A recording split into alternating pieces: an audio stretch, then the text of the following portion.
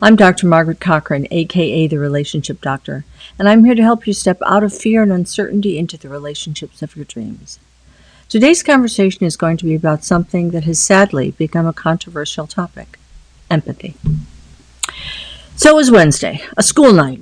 I used to be a teacher, and that timing never leaves you, I think. And usually, for me at least, there wasn't much happening on a school night, except this Wednesday. This particular special Wednesday, I had plans. And so I was uncharacteristically watching the clock, anticipating the end of my workday. I was just starting out in what was my new career as a psychotherapist and was working in a small, rural, Midwestern town in a mental health clinic attached to a county hospital. And as we served everyone in the county, we saw everything in the county, from childbirth to influenza to murder. And although they varied, this particular workday ended at 5 p.m. And it was 4:59, and yes, I was watching that closely. And I was just getting ready to walk out the door. My hand was on the knob, and the phone rang. My heart sank because I knew who was on the other end of the line before I answered it. I was on call for the ER, you see, and the number that appeared on the screen belonged to the ER. And a summons requesting my presence meant only one thing: something was horribly wrong.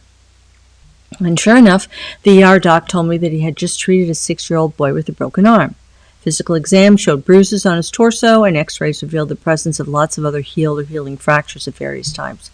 It was clearly an abuse situation, and Child Protective Services had been called, but they could not be there for a while, so they wanted me to come over and see what I could do for this young man while they waited for the authorities. I'd gotten this kind of call too many times, too many children, too much hurt.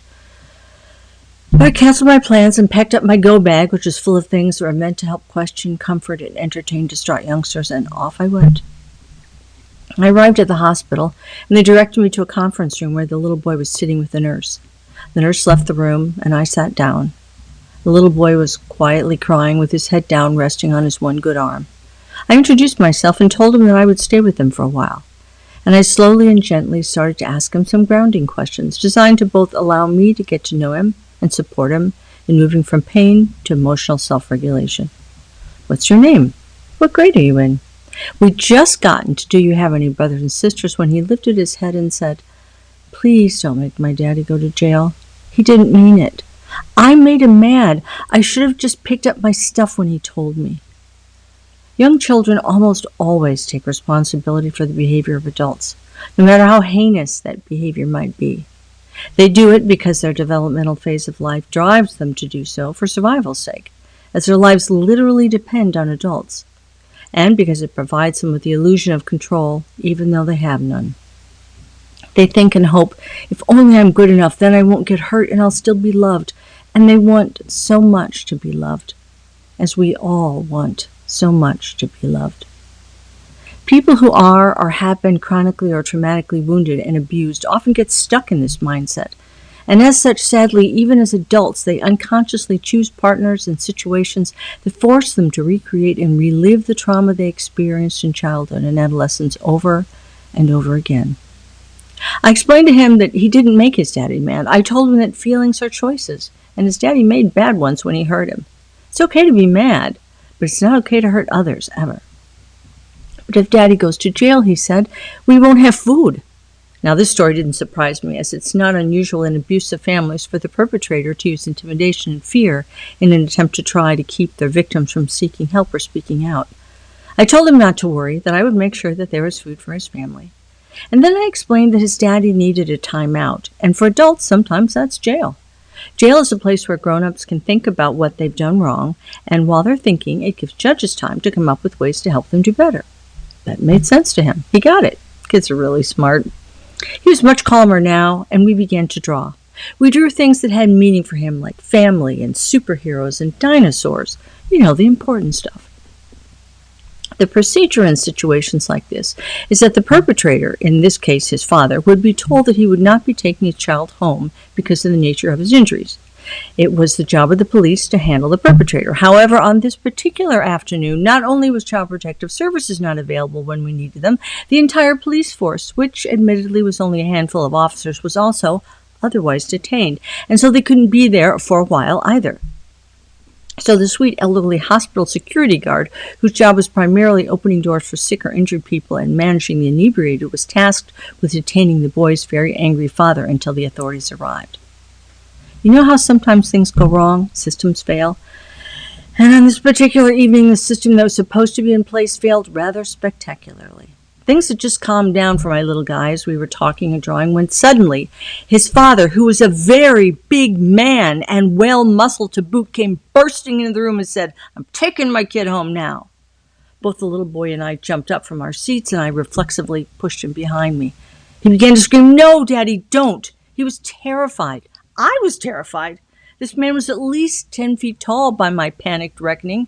Well, he sure looked that way anyway. And did I mention the physically powerful part?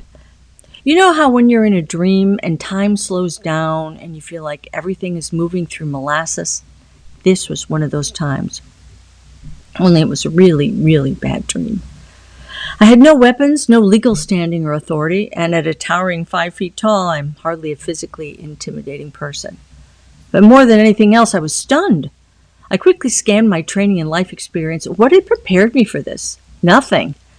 And so in my desperation, I pulled out the most powerful tool I know, empathy. I looked up into that huge man's eyes and I saw fear, sadness, pain, and shame. And I imagined what that must be like for him. The agony of it was devastating. And from that deeply empathic place, I somehow managed to say, "No, not today. I don't know who hurt you, and I'm sorry from the depths of my heart and soul that it happened. But your hurting stops now because your hurting is hurting others, especially those you love. No more." Silence. You could hear a pin drop. And then the most amazing thing happened. That huge man went down like a giant tree that's been cut and slowly falls to the forest floor. He fell to his knees. He put his head on my chest, put his arms around me, and started to sob. And his son behind me put his head on my back, put his arms around me, and sobbed as well. And by having their arms around me, they had their arms around each other. And from my place in the midst of all this, I was doing my best to hold them both. Empathy. It was then that the two police officers finally arrived, guns drawn, understandably expecting the worst, and I do not have words to quantify the shock that registered on their faces, nor can I find language to describe their transformation as I watched empathy fill their souls. I freed a hand and gestured for them to holster their weapons, and they did. I leaned down and whispered in the father's ear that the police were here and that I would do what I could for him and his family, and he needed to tell his son goodbye and that he loved him. He looked up at me quizzically. He was clearly out of his depth, but to his credit, he rallied. He stood up and pulled the boy toward him until they were facing one another, and he said, "I love you. Do what this lady says, and everything will be okay." The officers got out some restraints, and I once again gestured for them to stand down. I didn't want this boy to see his father handcuffed and being led away by the police. Once again, the officers obliged me, and the police and the boy's father walked silently out the door. Empathy. The boy and I sat down again, and he reached for my hand, and together we did a little deep breathing.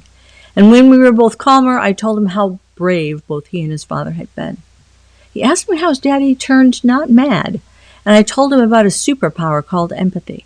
I told him that it was the most powerful of superpowers because it could stop anger, hate, and fear in their tracks. I told him that he had lots of that superpower and that I knew he would use it for good. And we drew some pictures about that. A little while later, finally, CPS arrived. I said my goodbyes. So, Wednesday. There is an epilogue to the story, though. Do you want to hear it? I thought you might.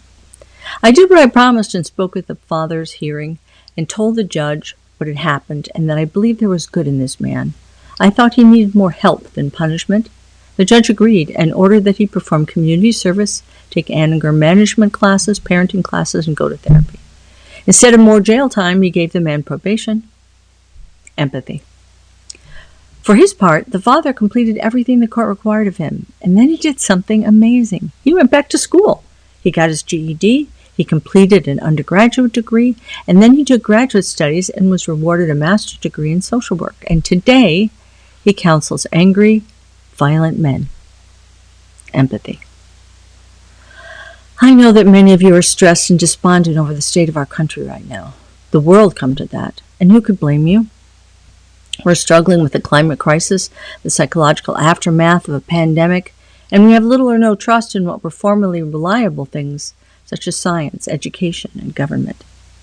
There's a new, seemingly unbridled cultural narcissism, senseless, cruel bigotry, misogyny, and a powerful economic imbalance that has left many starving and homeless. The news we see, no matter where we get it from, is seldom good, and given our unceasing news cycle and the relentless social media presence that often dominates our lives, it's not surprising that we become socially encamped, psychologically embattled, and hyperpolitical. It's understandable that even normally discerning people can be easily led, deceived, manipulated, and whipped into an emotional frenzy. We are relentlessly force-fed the idea that it's us or them. How do we cope? Well, the answer doesn't lie in the political party you belong to, or how much money you possess, or how many followers on YouTube or Instagram you have.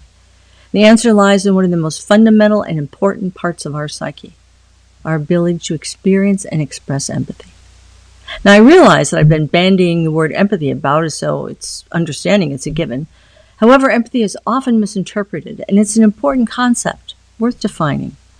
According to the Merriam-Webster Dictionary, my favorite because of the delightful name, empathy is an emotional state that results from an individual or group contemplating someone else's emotional condition or circumstances, such that they experience an emotion or set of emotions similar to the other. That's interesting. You may be thinking, but what about sympathy? Aren't empathy and sympathy the same? In fact, empathy and sympathy are often conflated or confused with one another, but they're not the same thing.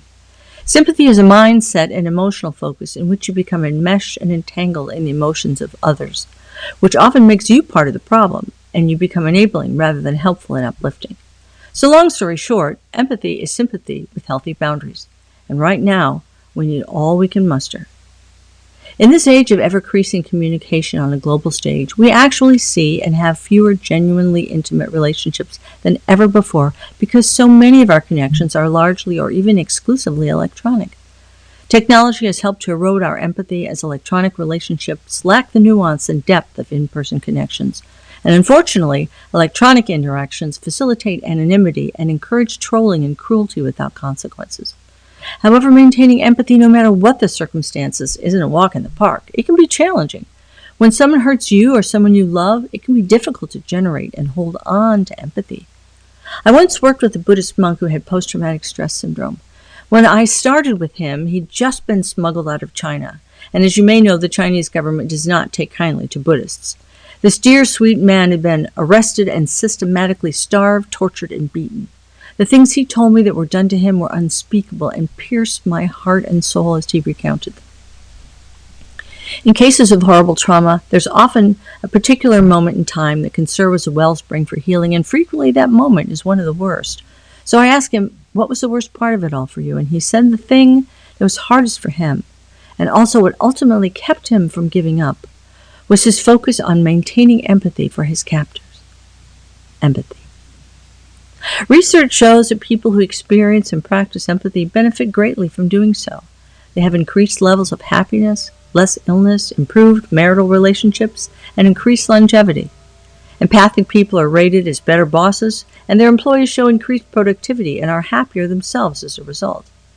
Empathic parents are better, happier, and they have stronger, healthier bonds with their children. Given the benefits, what can we do to practice empathy? Well, the good news is that people can be taught empathy, whether they can actually feel it or not in the beginning. And the training for this needs to begin early in life.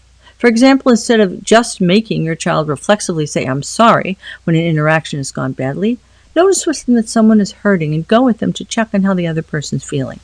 I'm sorry means something when, as the saying goes, you've walked a mile in the shoes of another. There are many excellent school programs for teaching empathy that exist for children. And remember, when we teach children, they come home with what they've learned, and we teach their parents as well. Yeah, education's clever like that. Which is why certain groups are so anxious to hijack and control our educational system. But teaching and modeling empathy must not stop when kids graduate from high school. Empathy training needs to be present in graduate schools, technical schools, and in the world of business. It is attainable. Teaching empathy can and will change our world and make it better. And we can do it in a generation. Think of it. You have the power to make it so. And all you have to do is request the implementation of empathy training in schools, churches, and your place of work. Ask and you shall receive, and keep asking until you do. Empathy allows us to always hold in the forefront of our minds and hearts that everyone and everything we encounter is all part of the same thing, which is known by many names: source energy, God, infinite intelligence, the great mystery, among others. Empathy allows us to wear masks and get vaccinated against life-threatening illnesses, whatever they may be and wherever their origin. Empathy allows us to stay out of the trap that's fear and to focus not on what's wrong, but what can be done to make things better. Whether it's caring for the air we breathe, the water we drink, or no longer throwing trash into our roadways or into our bodies, empathy allows us to treat all we encounter with respect and compassion, because when we look into the eyes of any being or creature, we see ourselves looking back. Empathy allows us to cooperate and support with one another. It allows us to listen to other points of view that may differ from our own. Empathy affords us ultimate strength, as there's nothing that makes us more powerful than understanding and being understood.